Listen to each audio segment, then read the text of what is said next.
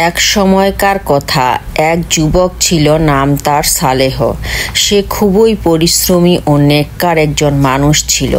প্রতিদিন ফজরের নামাজ পড়ে কাজে বের হতো, কিন্তু তার জীবনে ছিল একের পর এক কষ্ট ও ব্যর্থতা।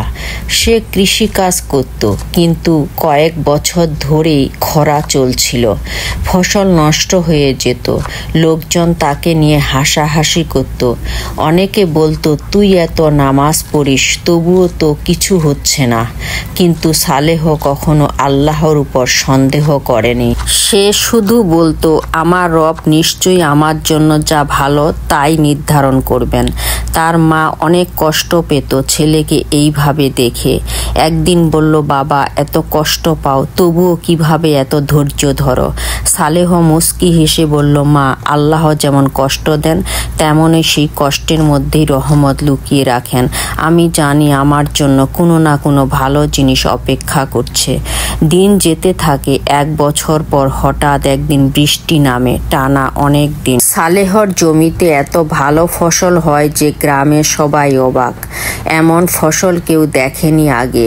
সে শুধু সেজদায় পড়ে যায় আর কাঁদে। আল্লাহর সাহায্য অবশ্যম্ভাবী। কষ্টের পর অবশ্যই স্বস্তি আসবে।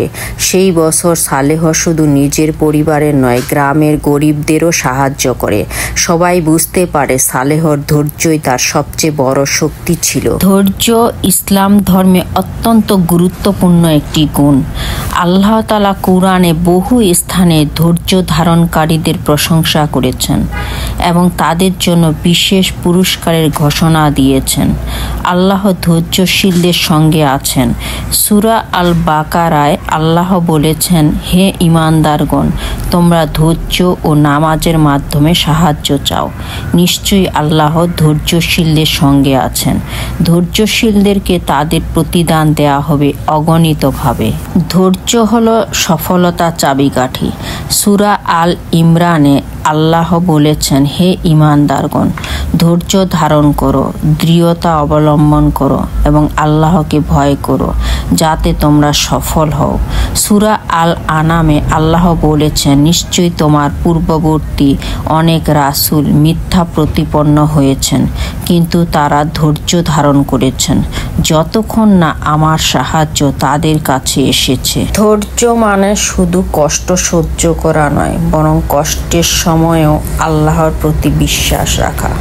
ধৈর্যশীলদের জন্য রয়েছে আল্লাহর সান্নিধ্য, অগণিত প্রতিদান, শান্তি ও রহমত এবং সফলতার নিশ্চয়তা।